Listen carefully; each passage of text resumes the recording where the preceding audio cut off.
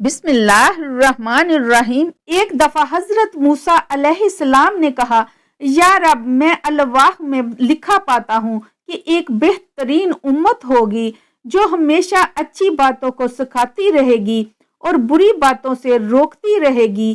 اے اللہ، وہ امت میری امت ہو۔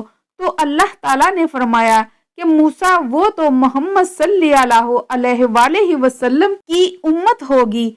اور پھر کہا، یا رب، میں الواح میں لکھا پاتا ہوں ایک ایسی امت کا پتہ چلتا ہے جو سب سے آخر میں پیدا ہوگی لیکن جنت میں سب سے پہلے داخل ہوگی۔ اے اللہ، وہ میری امت ہو۔ اللہ تعالیٰ نے فرمایا، وہ محمد صلی اللہ علیہ وآلہ وسلم کی امت ہے۔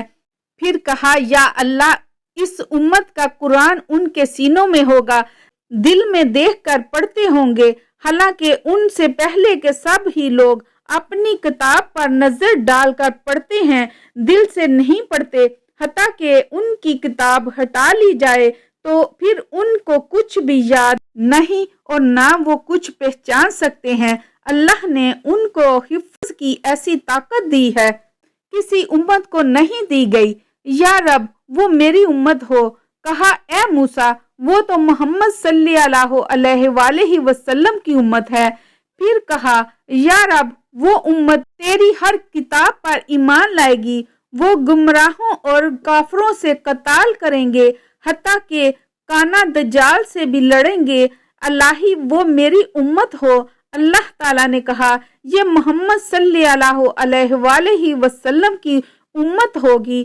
پھر موسیٰ علیہ السلام نے کہا، یا رب، الواح میں کسی امت کا ذکر ہے کہ وہ اپنے نذرانے اور صدقات خود کے لوگ ہی کھا لیں گے، حالانکہ اس امت سے پہلے تک کی امتوں کا یہ حال تھا کہ اگر وہ کوئی صدقہ نظر پیش کرتے اور قبول ہوتی تو اللہ تعالیٰ آگ کو بھیجتے اور آگ اسے کھا جاتی، اور اگر قبول نہ ہوتی اور وہ رد ہو جاتی تو پھر وہ اس کو نہ کھاتے بلکہ درندے اور پرندے آ کر کھا جاتے، اور اللہ ان کا صدقہ ان کے امیروں سے لے کر ان کے غریبوں کو دے گا۔ یا رب، وہ میری امت ہو۔ تو فرمایا، یہ محمد صلی اللہ علیہ وآلہ وسلم کی امت ہوگی۔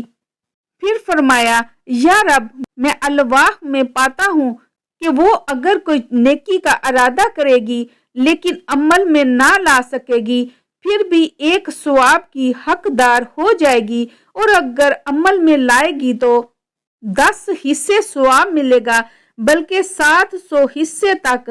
اے اللہ، وہ میری امت ہو۔ تو فرمایا، وہ محمد صلی اللہ علیہ وآلہ وسلم کی امت ہے۔ پھر کہا کہ الواح میں ہے کہ وہ دوسروں کی شفاعت بھی کریں گے اور ان کی شفاعت بھی دوسروں کی طرف سے ہوگی۔ اے اللہ، وہ میری امت ہو۔ تو کہا، یہ محمد صلی اللہ علیہ وآلہ وسلم کی امت ہوگی۔ قتادہ رحمۃ اللہ علیہ کہتے ہیں کہ موسیٰ علیہ السلام نے پھر وہ الواح رکھ دی اور کہا، کاش میں محمد صلی اللہ علیہ وآلہ وسلم کا صحابی ہوتا۔ حضرت صلی اللہ علیہ وآلہ وسلم کا دستور یوں تھا کہ جب آپ فجر کی نماز سے فراغت پاتے تھے تو اس وقت لونڈیاں اور غلام مدینے والوں کے برتن میں پانی لے کر آتے تھے کہ حضرت صلی اللہ علیہ وآلہ وسلم اس پانی کو اپنے دستے مبارک سے چھو لیں تاکہ وہ پانی متبرک ہو جائے، اور اس کو اپنے کھانے اور پینے کی چیزوں میں ڈالیں۔ اور کبھی سردی کا موسم بھی ہوتا تھا اور برتن بہت سے ہوتے تھے، سب میں ہاتھ ڈالنے سے آپ کو تکلیف بھی ہوتی، لیکن اس رنج و تکلیف کے آپ کسی کی دل شکنی نہیں کرتے تھے اور سب برتنوں میں اپنا دستے مبارک ڈالتے تھے۔ یہ حضور صلی اللہ علیہ وآلہ وسلم کے عظیم اخلاق کی چند جھلکیاں ہیں جن پر ہمیں بھی عمل کر کے اپنی زندگی بسر کرنی چاہیے۔ اللہ تعالیٰ ہمیں نیک عمل کرنے کی توفیق عطا فرمائے۔ آمین ثم آمین۔ حدیث شریف میں وارد ہے، یعنی میں اس واسطے مبعوث ہوا ہوں کہ اگلے تمام پیغمبروں کی بزرگی اور اچھائیوں کو تمام اور پورا کروں۔ حدیث شریف میں آیا ہے کہ حضرت ام المومنین عائشہ صدیقہ رضی اللہ تعالی عنہا سے لوگوں نے پوچھا تھا کہ رسول اکرم صلی اللہ علیہ وآلہ وسلم کا کیا خلق تھا جس کی حق تعالیٰ نے قرآن شریف میں تعریف کی ہے۔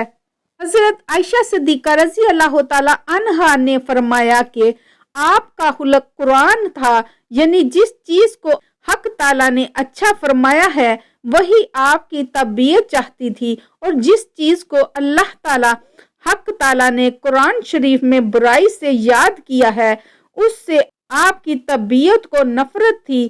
اور بعض علماء نے کہا ہے کہ حضرت صلی اللہ علیہ وآلہ وسلم کا خلق عظیم وہ ہے جو حق تعالیٰ نے اس آیت میں تعلیم فرمایا ہے کہ یعنی لازم پکڑو معاف کرنے کو، اور حکم کر نیک کام کا، اور کنارہ کر جاہلوں سے، اور حقیقت میں اللہ کی طرف لوگوں کو بلانے میں اور دین حق کی تائید کرنے میں اس سے سخت تر کوئی چیز نہیں ہے۔